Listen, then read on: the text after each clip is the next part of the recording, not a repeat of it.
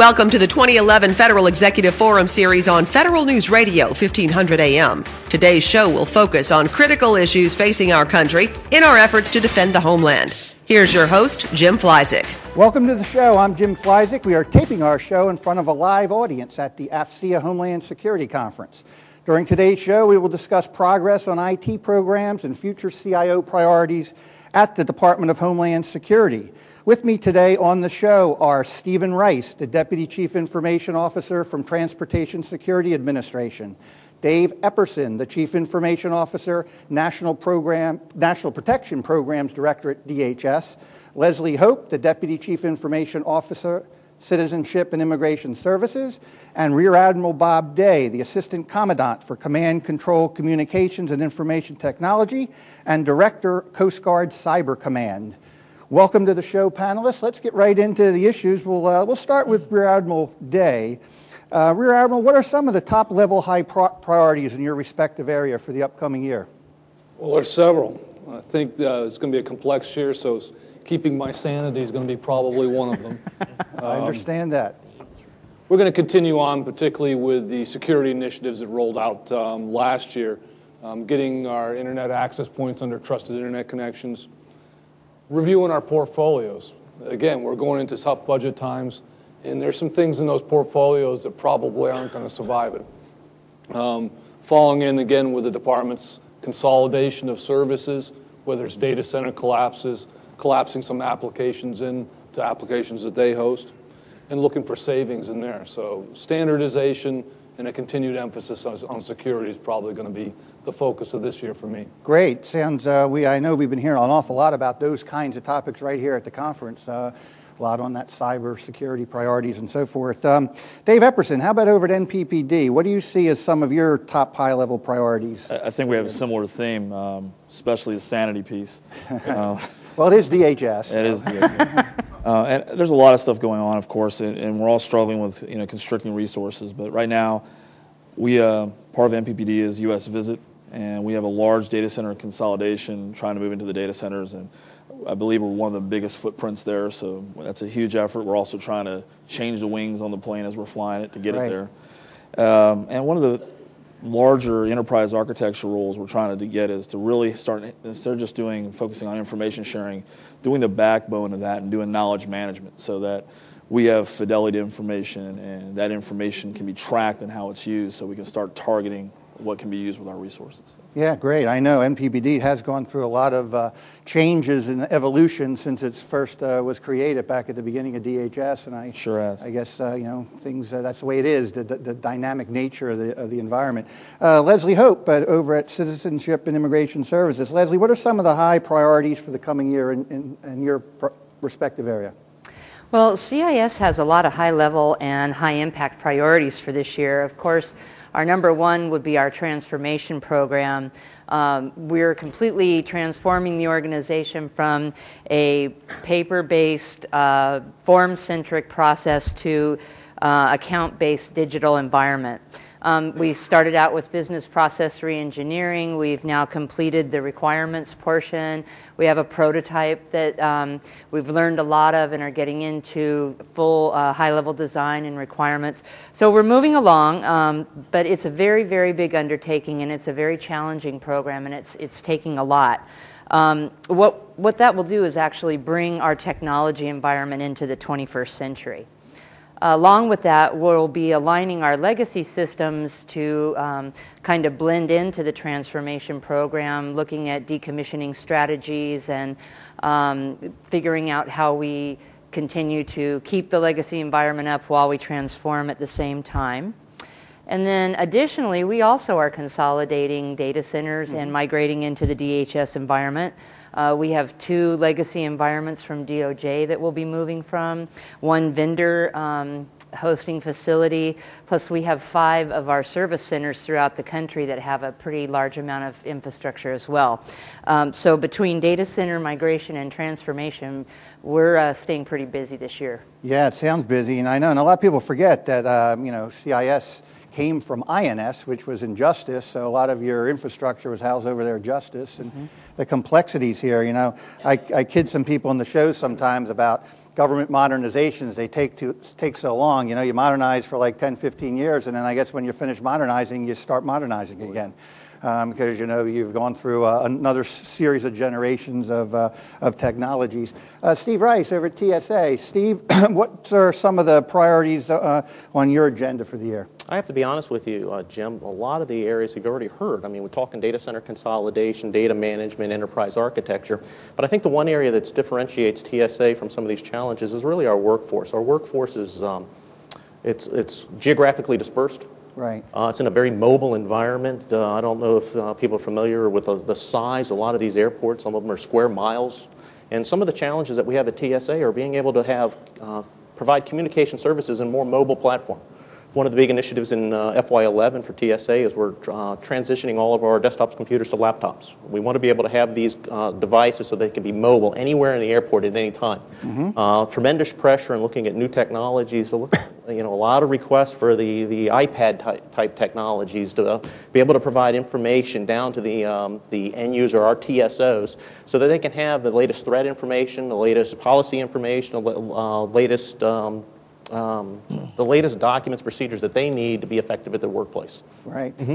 Yeah, and I guess that technology issue too, you know, there's so much technology out there, you know, just trying to figure out what technology to use, I guess, is a major challenge. You mentioned iPads and, mm-hmm. and so forth, and it's, and of course, some things are sort of trendy, you know, as soon as they hit them, everyone needs to have one of those. But let's talk about technologies a little bit and some trends and things like that will play into program. I mean, we're all hearing across this community about cloud computing, and we're going to have 25% of the budget's going to go out to the cloud, and then we're hearing about, you know, we had a lot of conversation about identity management and how important that is to the cyber security issues. We've been hearing about wireless and the proliferation of broadband and wireless everything and new generations of wireless and arguments about what's here today, what's not here today, and so forth. But let's talk about some from your perspective. Let's start this time with Dave. Dave, what are some of the, say, key technology areas and trends, technology trends that you think are going to play into your programs and be a big part of your programs? Well, I think the knowledge management piece is one I want to go back to. We went ahead and made the decision at NPPD to be the NEAM steward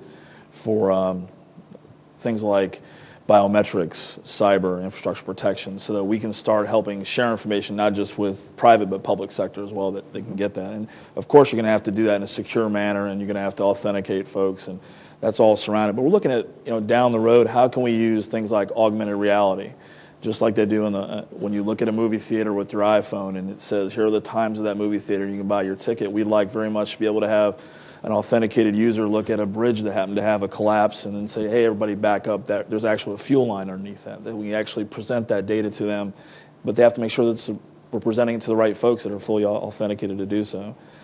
One of the things I know we're working specifically at NPPD on is we've got at our ops center 9 networks on each desktop. 9 networks on each desktop. And the Admiral's so much for multi-level security. Huh? Well, I think there's a lot of compelling need to have those networks remain somewhat air-gapped. But, right. And that's why when you talk about air-gap requirements and going into cloud computing, we're firmly behind going into cloud computing. But what's going to help us get there is a thin client solutions that go to larger back offices like a cloud. And we're really looking forward for some obvious reasons to get there quickly. Right. Boy, I thought we had at Treasury we had three computers under the desk. I thought that was a lot. But we also had a whole heck of a time saying, now you use this one for this, use this one for this, use this one for this. Reminds me of days too when I was headed up Secret Service communications, and to do interoperability, we would line up about 8 little portable radios in the back seat of the car, and I'd say, if you want to talk to the FBI, you talk to that radio. If you want to talk to the local police, pick up that radio. If you want to talk to the park police. And in some cases, that stuff's still out there in terms of interoperability. I know we've gotten significantly better than then, but that promise of multi-level security was supposed to address those issues.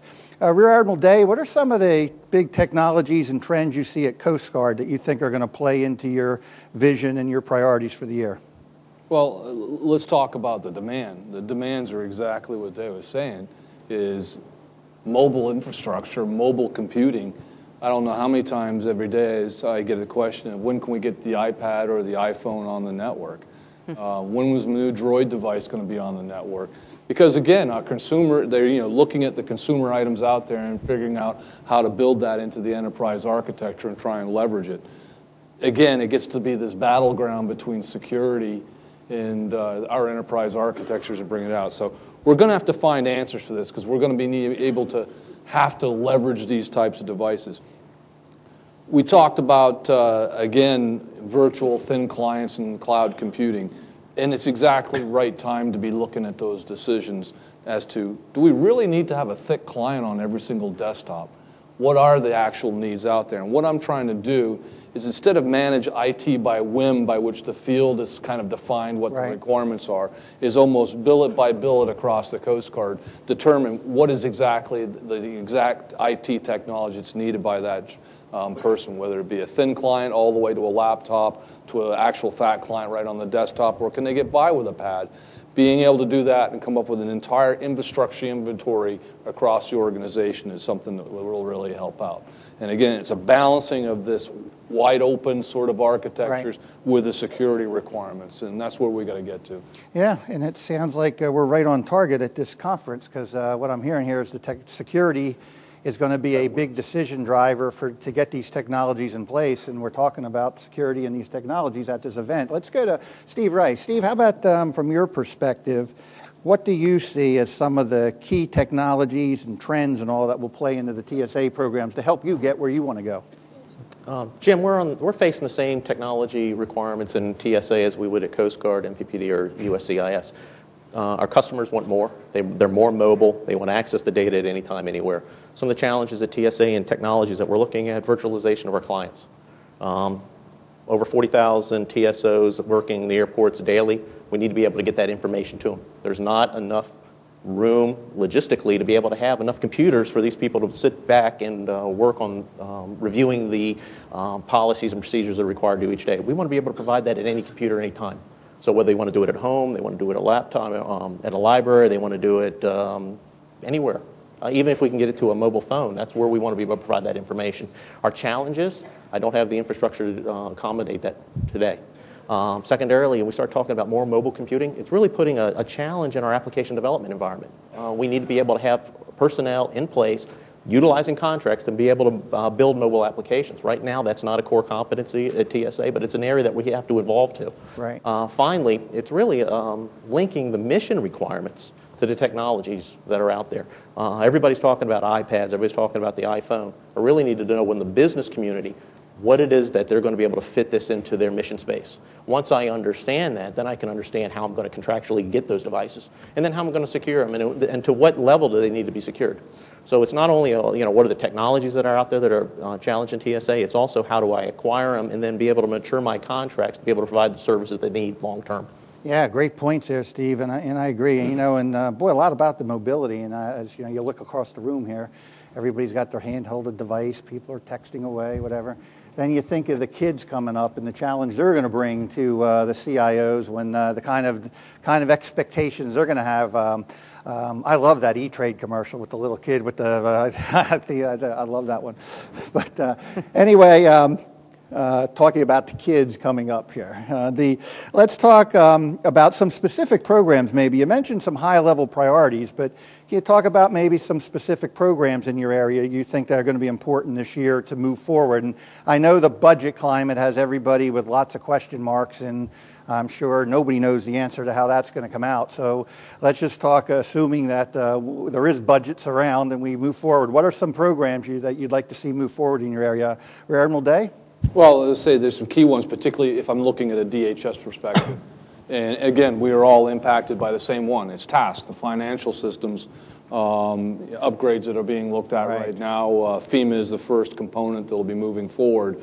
But the rest of us are going to spend an awful lot of time and an awful lot of energy of our personnel to look and be part of that major acquisition and plan for the future components that are going to go. Coast Guard probably, maybe next. We're not quite sure who's going to be next.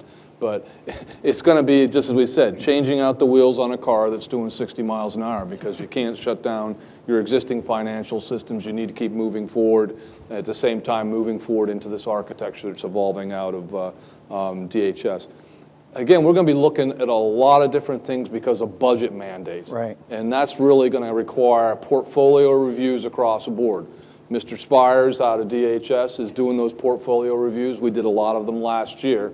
They're going to continue. And the scoreboards on these various different programs are going to determine whether they survive or whether they do not. Right. And again, going back to Vivek Kundra's 25-point plan, you can see the framework by which everything's going to be analyzed in here. Right. And it requires us CIOs to do our own internal program reviews, and then it's sort of a portfolio review there and score them ourselves, even if they don't meet the OMB 300 standard and have to go up there. So going to be a fun time doing a lot of this stuff. Yeah, well, there's never for lack of something to do in the world of the CIO. And we are going to come back later in the show and talk a little bit about collaboration across DHS and enterprise programs. We'll come back, talk about that concept of one DHS after we hear from you guys on some of your key things. Let's go to Leslie on that same question. Leslie, what are some of the specific programs you think are in your area that you talked about your priorities, but specific programs that are important to you this year? Well, USCIS is the agency that provides citizenship and immigration services to the public. So we have a little bit different mission than some of the other Homeland Security components. As a result, also, we are a fee-funded agency. So we look to save and economize the cost of immigration services to the public. So some of the things that we're really focused on are areas where we can safely save money for our customers, such as cloud computing. We'll be one of the first identity proofing applications on the cloud for DHS using commercial data providers. We'll also be putting our public-facing web on the cloud in the next few months. We're going to a virtualized environment in the data center. We have our enclaves installed. We're already doing server provisioning, and of course we're working like TSA on a virtual desktop environment. Also, we're buying into the one DHS model using SharePoint as a service, which will be going into the private cloud pretty soon. Some programs this year that we're particularly focused on are our new CIO, Mark Schwartz, came to us from private industry. Right. And with him, he came with a mindset of agile and modular methodologies that I think you've heard a lot about lately, especially in Mr. Kundra's 25-point plan. I think we're going to have some challenges in that area with acquisitions and our systems development life cycles and just overall culture to moving to that kind of model. But I think if we hope to get some of these major IT programs back on track, that's the kind of model we have to pursue. Yeah, well said, Leslie. And you hit the secret word. I kid my panelists that when we do these IT programs every month, we've done 65 shows. I think someone has brought up the culture issue on every single show at some point in time that, you know, the real challenge, one of the bigger challenges greater than the technology is the culture and changing times. I want to hear from Steve and Dave on this same question, but before we do, we need to take a short break. You're listening to the Federal Executive Forum on Federal News Radio, 1500 AM. Welcome back to the Federal Executive Forum on Federal News Radio, 1500 AM. I'm Jim Flyzik here with Stephen Rice from TSA, Dave Epperson from NPPD, Leslie Hope from Citizenship and Immigration Services, and Rear Admiral Bob Day from the U.S. Coast Guard. We're talking about CIO priorities. When we went to the break, we were talking about some of the specific programs that you're looking at over the next 12 months or so in your area. We talked to Rear Admiral Day and to Leslie. So let's go to Steve. What are some of the programs, Steve, that you're looking at, specific programs in your area? One I've already touched on. That's the transition to TSA of all of our desktop computers over to laptop to be more of a mobile work environment. The second one is enterprise data protection. You know, TSA is just reaching its 9th birthday.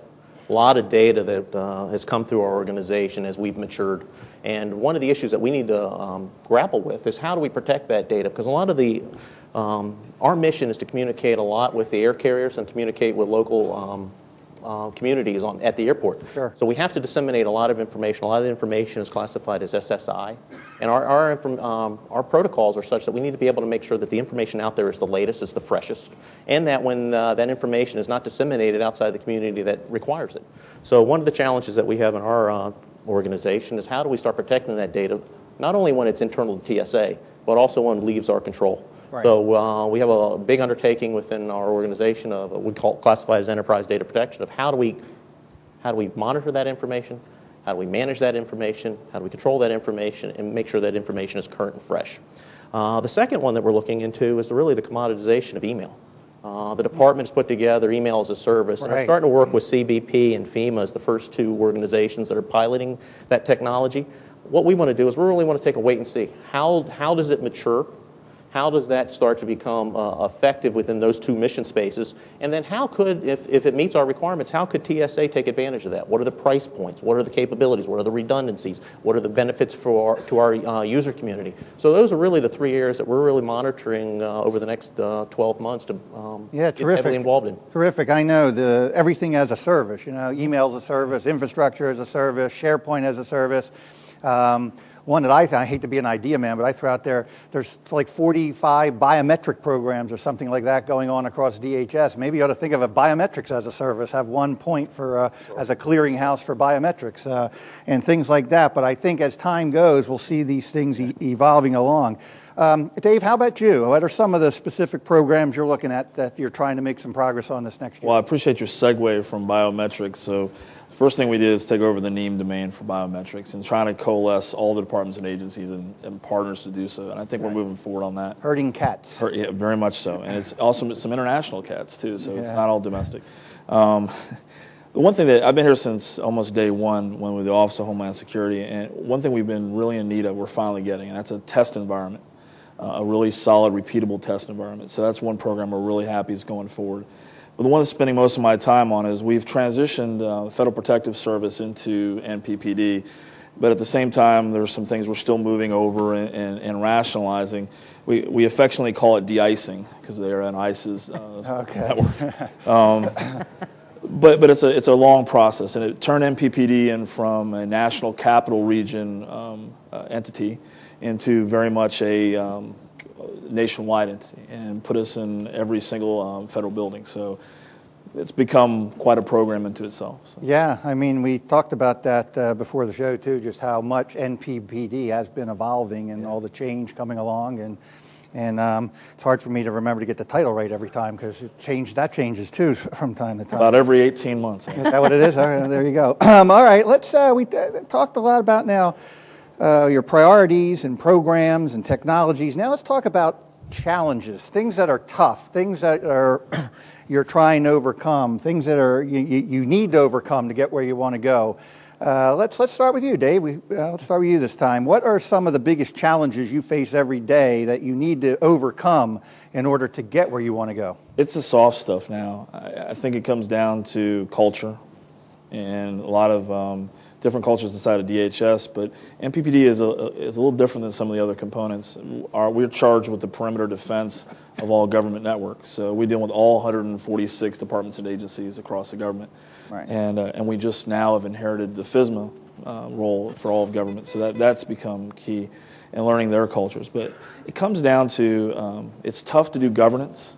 It's very, very tough to do governance interagency and intergovernmental. And anywhere from if we need to do a refresh of technology on U.S. visit, we've got to coordinate with quite a number of partners that can't really afford us to go down for even a minute, let alone a time to recycle or to upgrade a technology. So that coordination and that governance is so you don't just call everybody up and say, hey, here's what we're going to do, and everybody says, oh boy, sounds great, and jumps right on board, huh? Well, yeah, we call everybody up. That's about where that ends. Leslie, how about from where you sit? What are some of the real difficult challenges day to day that you're trying to get overcome in order to get where you want to go? Well, I think Admiral Day touched on part of it, which is, you're trying to change the tires on the bus going at 500 miles an hour. And keeping the day-to-day legacy environment and the agency working while trying to completely transform moved data centers. We've had several large contracts that have been recompeted this year. There's just a lot going on. And trying to keep all those balls in the air at one time and make sure that they're effective and successful is really a challenge. Yeah, I guess every day it's the priority of the day needs to be balanced against the strategy for looking ahead forward. Absolutely. Admiral Madej, what do you think are some of the biggest challenges you face day to day trying to get where you want to go with your priorities? Well, some of the key ones are, again, we're trying to collapse some of these legacy systems. And generally when you do that, you have people who are wedded to them and have been wedded to them for many, many years. And they see absolutely no other way of doing business, and whatever you're trying to do is obviously going to degrade their capabilities. And moving them into new systems, and particularly new processes, is really become the hard thing for me. And it's not so much that they're wedded to these systems as they're wedded to their business processes and trying to get them to change. Because in federal government, the days of being able to take and build custom software, have custom requirements for each and every single use that you think you have, they're over. Yep. If you can't take software out of the box, generally commercial off the shelf or federal off the shelf, you're not going to modify it, because the moment that you modify it, you're asking for long-term support costs and everything like that. So it's a real challenge to move them out of that mindset that, geez, if I give you 60% of your requirements with a commercial off-the-shelf product, then that's good enough. Yeah. They still are fighting very hard for the 90 to 100%, can't get there. The last piece that's really, really difficult for all of us is hiring people with cybersecurity skills. We were just talking about that. And with those skill sets. We're competing with everybody that's in this room. We're competing with everybody that's in your radio audience that are looking to get into this business or have personnel. And again, the United States government needs people who have good, solid cyber skills to help with these cybersecurity issues that we have. So that's a tough one for me as well. Yeah, it really is. And I know we had somebody from University of Maryland with us talking to him last evening, talking about just the demand that they have to get classes out. It's overwhelming because it really is a hot topical area right now. Steve, Rice, what are some of the big challenges that you're looking at here as you go to work day to day that you're trying to overcome to move these programs forward? I think the one area you touched on earlier was being able to balance the strategic priorities against the tactical priorities at the mission level. Data center consolidation, one net services through CBP, license management across the department. What it starts demonstrating is this is a very complex environment that we are all working within. What I think one of the challenges is being able to articulate your mission priorities to the other components so they understand how to align their resources in support of your mission, whether that's consolidation of email as a service, data center consolidation, contract management, you take it. We face that every single day. An area that kind of is the inverse with us is being able to do IT recruitment. We're in a very difficult economic times right now, but the benefit of that is that the people applying for work within TSA and the quality of the personnel that are applying for our positions is unprecedented. Even just after 2002, when I started with TSA, the quality of the people that we're seeing on our certs are superior. Yeah. A lot of the focus has been on cybersecurity hiring, but in the other area that is a resource constraint and opportunity for collaboration is good, strong IT program management. We have a lot of people that are really in two areas. They're either deep technical or they're deep business. We need to find that blend of where they can articulate the technology to our user community and get those business interests and then guide those programs and projects to success. That's an area that we're concentrating on at TSA, and fortunately, there's a strong interest in applying for jobs in the government, particularly TSA right now. Yeah, great. That's good. I mean, I guess if there is a bright side to a weak economy, it does perhaps offer some skills that you would not get. Hopefully, as the economy turns around, you get the skills you need and everybody gets back to work and things are improved dramatically for everyone. Let's turn and talk a little bit about that one DHS. Now, you've been talking about your programs. Let's talk a little bit about collaboration amongst you and collaboration. Richard Spires did want to be with us here today, but he's over at the White House. So I got preempted by the president, I guess. But I guess he has his priorities in the right line too. But let's talk about One DHS. What are some of the areas where you think there are real opportunities for collaboration? I'd like to get all your perspectives on that. Because I know the analogy that I use sometimes in my head is, you picture your component being behind a gated community and figure out what goes in that gated community that's just for our community. When you leave that community, though, you get on those highways where you're sharing them. There's an awful lot of things that can be shared out there, and I view that sort of as the enterprise. Let's start with Steve this time. Steve, what are some of the areas that you think collaboration could take place, or better collaboration, to move towards this concept of One DHS? I'm a big advocate, Jim, of license management. The breadth of TSA, the number of devices, and the amount of software that we have, it's astronomical what we invest on licenses each year. It's an area that I touch every single day. I think we have over 156 software license contracts within TSA. A lot of this stuff, it's embedded, it's maturing, so we have a lot of sole sources that we do just to be able to get to the small applications that we have, the COTS-based applications. One of the areas that I think is ripe for collaboration, I think it's been maturing over the last year, is enterprise license contracts at the department we can take advantage of. We've done that in the area of Adobe, we've done that in the area of Microsoft, and I think there's room for improvement because it allows us a target strategy where we can make those investments, and it allows me to understand what are the quantities of licensing I'm using? Right. What is the trend that we're going through? How is it tied to enterprise architecture? And it also gives me a solid avenue to communicate with my end users of where should we be buying these licenses? Why is it in our best interest to use the DHS BPA for Microsoft licenses? I can communicate that effectively within my component, and I'm sure the other components can communicate that down to their business entities as well. So if that is strategic software licenses, that we can use across the entire department. Yeah, I think it makes sense. It also, when you think about it, of all the license renewals that are done across all of the components, and if you go to an enterprise agreement that services all the components, theoretically you do one renewal rather than hundreds and hundreds of renewals for that same software. Yes. That has to be a major advantage too. Rear Admiral Day, what do you think some of the areas of collaboration that you see as being opportunities to work together or across the department? Well, I think everybody here at the table will agree that the CIO Council and the work that Richard Spires and Margie Graves have done is bringing us together as a team, taking us off-site, sitting down and discussing, having the various high-priority initiatives that do weave collaboration, interagency use, not only that, complete DHS component use across various different things, whether it be mail, whether it be software as a service. We're having those tough discussions. Again, you're taking some components that have existed for a long, long time and trying to mash them together. It's not going to be fast, but we are moving there, and we're starting to see great benefit as a result of these discussions. I'd say one of the key things that Richard has been able to do, and I think it's because of his personality and the way he does business, is first get us in the room and have those collaborative discussions.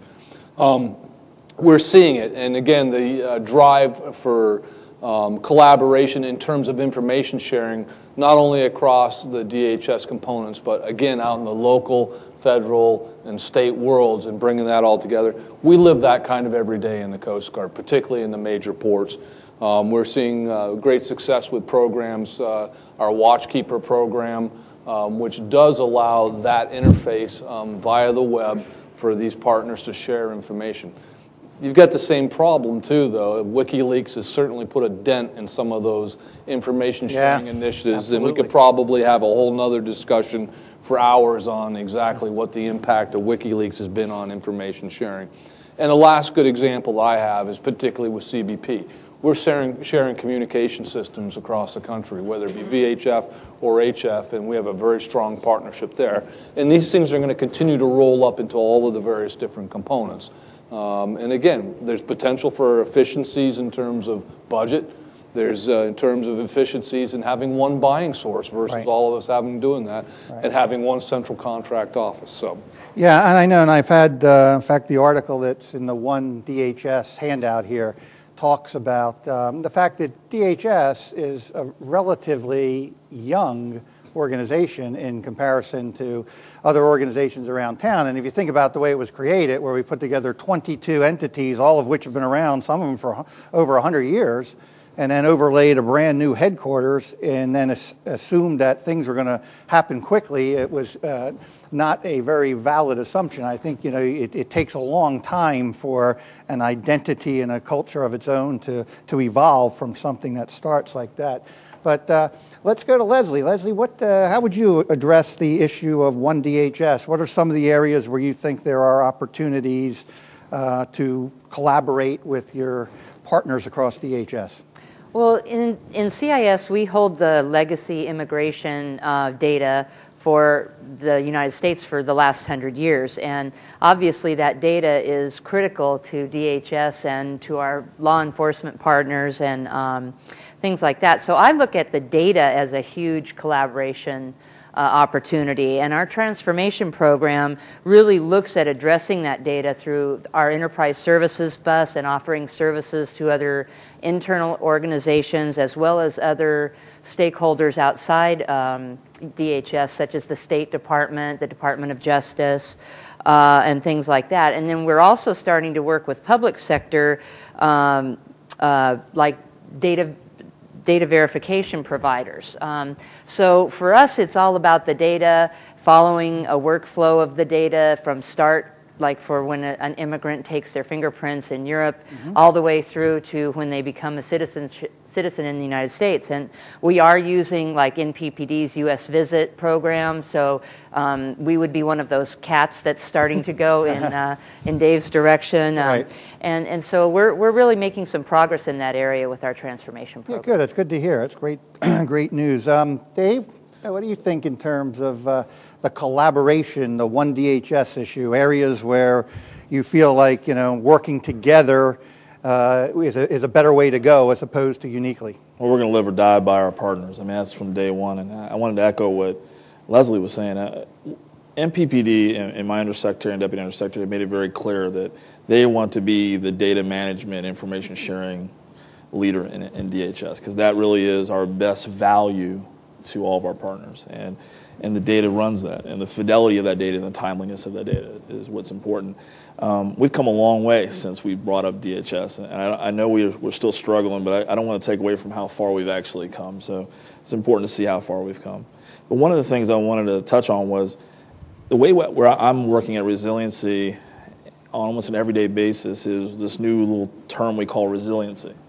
And it really is less about going to run to an individual location in a time of catastrophe. It's more about the resilience of that data, the resiliency of your communications, the availability of applications that we've really got to focus on, and not doing it in a stovepipe environment, so that if, you know, all the law enforcement officers do something for an assessment tool, that if they don't have at least the same tool, they share the same data. They can actually see each other and under certain rights and authorities. And that's where I think we have the best collaboration opportunity. Yeah, great, terrific. I like that word resiliency. I think it implies being able to get back to a steady state no matter what conditions. And I also learned augmented reality from you today. I like that one. I learned something new in every show, which you guys help keep me smart. I like that. I want to hear and I want to shift. We talk now about individual programs and priorities in the entities. We're talking about collaboration across DHS. I want to hear about now, since we're in front of a mixed crowd here of private sector and government, talk a little bit about coordination with other agencies, state, local, tribal, and the private sector. But before we do that, we need to take a short break. You're listening to the Federal Executive Forum on Federal News Radio, 1500 AM. Welcome back to the Federal Executive Forum on Federal News Radio, 1500 AM. I'm Jim Flyzik here with Stephen Rice from TSA, Dave Epperson from NPPD, Leslie Hope from Citizenship and Immigration Services, and Admiral Day from U.S. Coast Guard. We're talking about CIO priorities and programs and collaboration. And we talked about collaborating within DHS. Let's talk a little bit now in this final segment about some of the opportunities to do collaboration with state, local, and private sector. Let's start with Dave this time, since NPPD, you mentioned already, has to do, and we heard from at this conference from General Alexander about, some of the responsibilities in NPPD in the cyber world is going to require everybody. So absolutely. What kind of processes do you have to try to rein in these other stakeholders? And I think the processes are not so much to rein in, but make sure that the classified information we have, as it gets out to state, local, intergovernmental, is at the right level. There's a real deliberate effort in NPPD to make sure that as we bring things and declassify them at different levels, that there are human guards in there, that there are double checks and triple checks, so that we know that data that's getting out is at the right level. But it's also still valuable. I mean, what's happened in the past is we give them, information that has little value. So we're trying to make sure that the information that finally gets to an operator or a responder in the field or an ISAC can be of value, they can do something, it can execute something based on it. And I think we're getting there, and every day we work at it with our partners, and every day we make change. Yeah, I think it's it seems what seems to be relatively simple to understand information sharing. When you start getting into the issues with information sharing and getting things out and finding the right information to get out and the right people that can have action on it, it really gets to be a far more complicated subject. And then you throw in a WikiLeaks kind of thing that we just saw, and I'm sure that just adds a whole nother level of complexity to the discussion. Yeah, it's less about the technology and much more about the governance and partnerships. Yeah. And that's what you find out really quickly. Steve, how about over TSA? What are some of the ways that you try to reach out to work with state, local, and private sector entities to accomplish your mission? I think TSA takes the approach of opening up channels of communication, particularly from an IT capacity. We're seeing that our business owners want to communicate not only in email, they don't want to do it just in the delivery of PDF files. They're starting to look at delivery of content through multimedia. We've partnered up with our Office of Public Affairs to ensure that we have a TV studio capability that can provide content internal to TSA, almost like a TSA daily news report. Also, we also be able to provide content that can be shared throughout the department, as well as state and local, so that they have an understanding of not only the information, whether it's in a paper or a PDF format, but also the context of how we're communicating. Secondarily is we're to open up lines of communication internationally as well. TSA has a growing part of its responsibility to have international airport inspections. We need to be able to provide the opportunity of channels of communication so these people can be mobile and communicate not only in flat text file, but also be able to have rich media. They can take pictures, they can take video, they can be able to bidirectionally pass that information back and forth. Voice communications as well, whether it's in cellular or within mobile VoIP communication. These are channels of communication that we're trying to provide so that our stakeholders have the ability to communicate wherever they need to be, whether it's with air carriers, airport owners, or with anyone else that has a responsibility for TSA.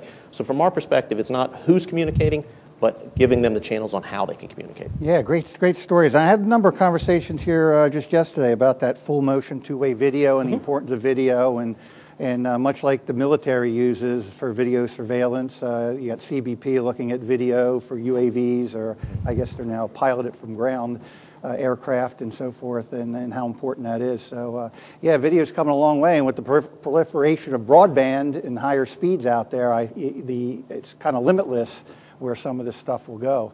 Admiral Day, what do you think in terms of coordination with other state, local entities, as well as the private sector? What are some of the ways that you do that and some of the areas you think is important to accomplish your mission? Well, let's say tomorrow you're going to have a keynote speaker here with retired Admiral Allen, and he'll talk to you all about collaboration and coordination, particularly in the Deepwater Horizon response, where, again, you had private companies, state, local, federal, and some of the pieces we overcame there. And again, we came down to some common denominators, and we're still learning lessons from this, is web-based.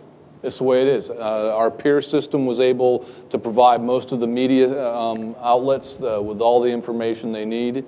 We're still, to show you how much collaboration was done, we're cleaning up from down there right now. There is over 14 million pieces of paper and 16 terabytes of data that were generated during the Deepwater Horizon. And this is all the various different partners down there that is now being forensically archived because we're going to need it. A lot of this is going to go into litigation, and we have to have all this information. But we proved that there were good areas of collaboration between all these different various partners, and there's still a ton of lessons learned that we're learning from that. Some other areas that we're really working hard is in cyber, is maritime critical infrastructure. Let's look at the port of LALB. A third of our cargo comes in from there. You shut down the port for 3 days, Sam Walmart goes, ouch, and things start. You will not find Sony TVs on his shelf. We're starting to work with those partners to get them to understand about the issues related to maritime critical infrastructure and the cyber threat. We've secured most of these ports from a physical standpoint. We've secured the people who work inside of them with transportation worker identification cards, but they really haven't thought about the SCADA systems and a bunch of things that are inside of that port could be just as dangerous as a physical attack on it. So we're working those types of issues in a collaborative environment, and we're starting to have great success, particularly with NPPD, because they are the ones that are responsible for maintaining that. So yeah, we had a lot of discussion on those topics also at this conference. We're hitting them all because it seems like you guys were like heard everything discussed yesterday, and you're just elaborating and actually supplementing and adding some content to the discussions we had just yesterday. And you're right, we're real excited to hear Thad Allen and his perspective tomorrow on that subject. Leslie, how about from your perspective? I mean, by its very name, Citizenship and Immigration Services implies an outreach efforts that have to take place. What are some of the ways you collaborate with other state, local entities you need to work with in private sector? Well, there's several opportunities that USCIS is taking on at this time, and we've launched an Office of Engagement to work with our non-government entities within the communities to help the immigrants move into this new electronic age. So we're doing a lot of focus groups as we go through our transformation program, getting a lot of input from not only the attorneys, but some of the tax type or automated,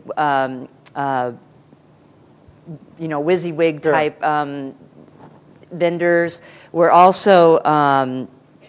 also doing a great deal of work with state and locals in terms of verification, where they look to our systems to verify someone's status before granting them benefits. So we've opened up some services on our enterprise services bus. So those are just a few of the ways that we're bringing in state and local.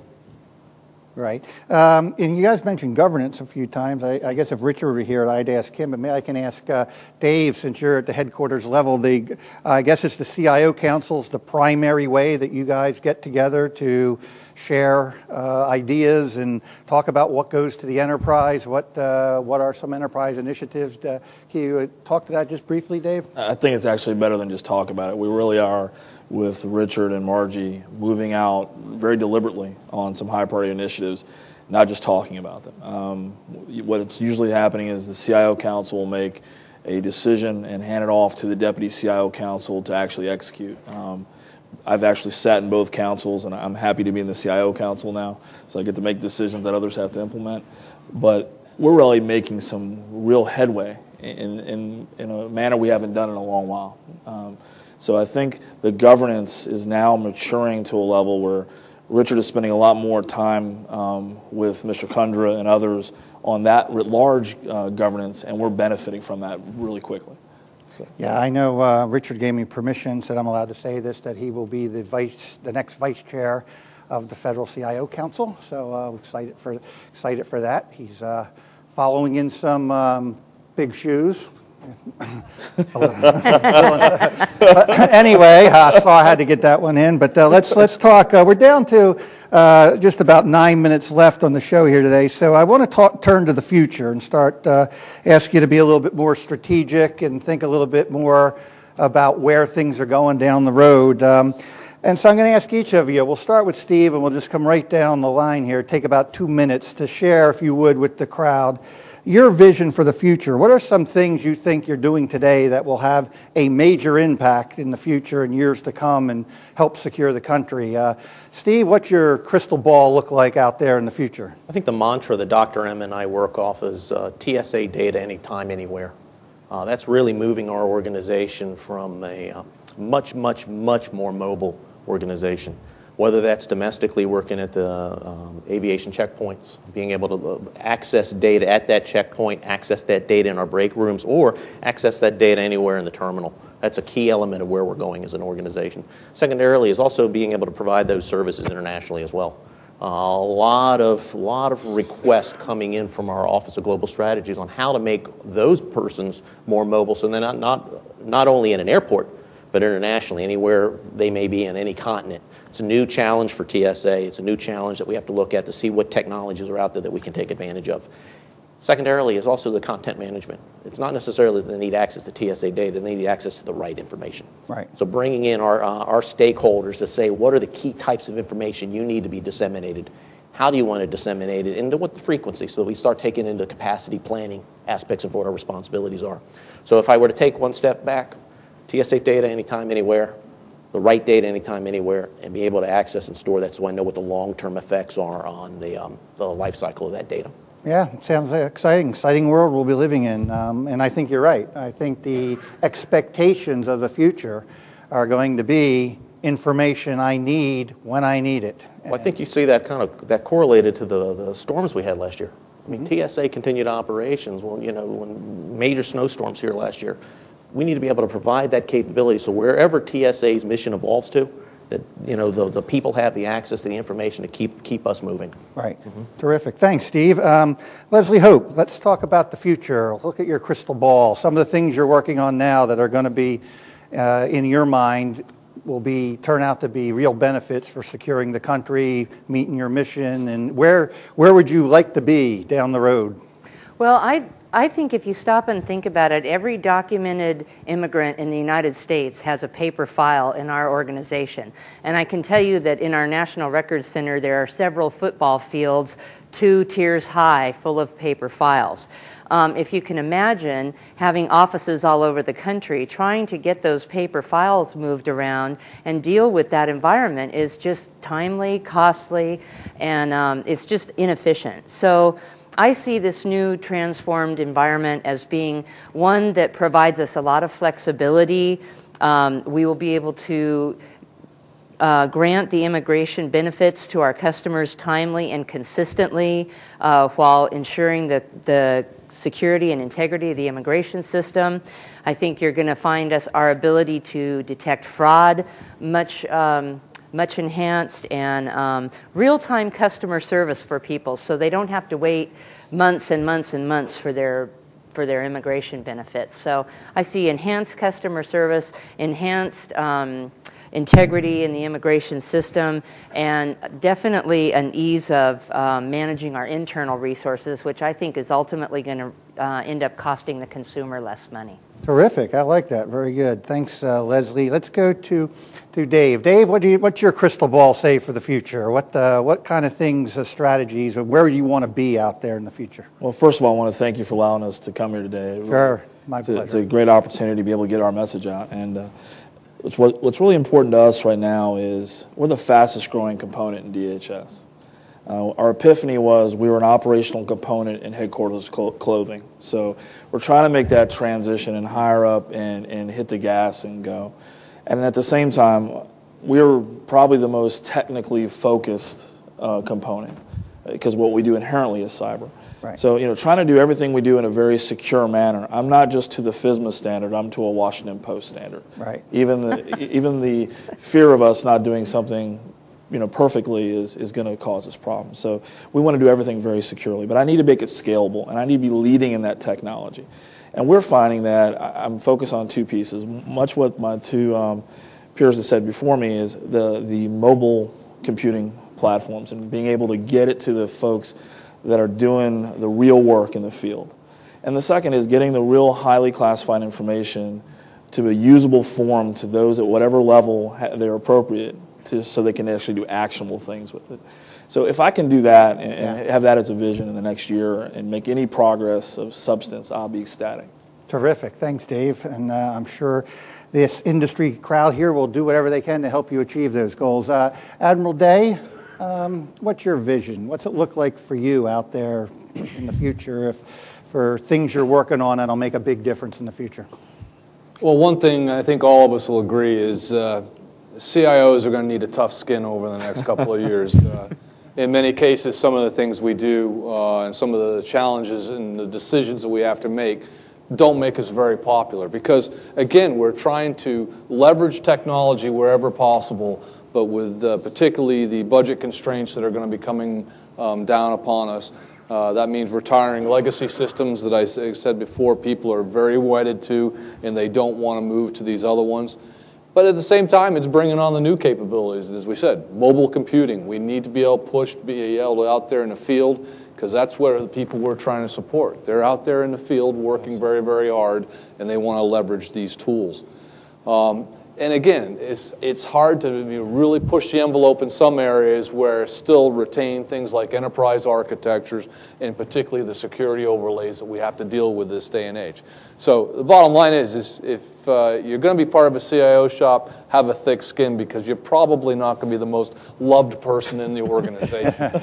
Yeah. But, my dog still loves me. It's good. well, but I tell you, none of us got in this business because of that. That's right. We understand that that's the challenge. You don't get a pat on the back every day, but we're going to slug through because the services that we deliver across not only all of the components, but us to each of our individual organizations really makes a difference out there on the front.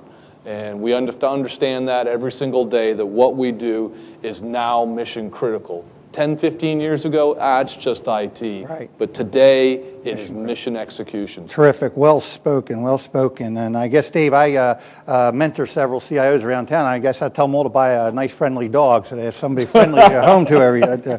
But anyway, in the last minute or so here, I want to make just a few concluding remarks. I take notes, as I always do, while you're talking. Here's some things I heard. I heard resiliency is important. You need to be able to get back to that steady state. I like that concept of augmented reality and where that's going. Mobile computing and real-time information are certainly going to be major components in the future. The move to cloud is real and it's going to continue. And there's the need to do enterprise agreements where there's savings. Hiring remains a challenge. We've covered an awful lot of areas, and I think to sort of paraphrase what I heard the Admiral say here at the end, you need to be more efficient, add new capabilities, but because of the budget climate, you need to do that with reduced cost, which to me sounds like innovation and creativity is going to be a big part of the next several years. With that, I first want to thank the panel for taking time from their very, very busy schedules to be here today.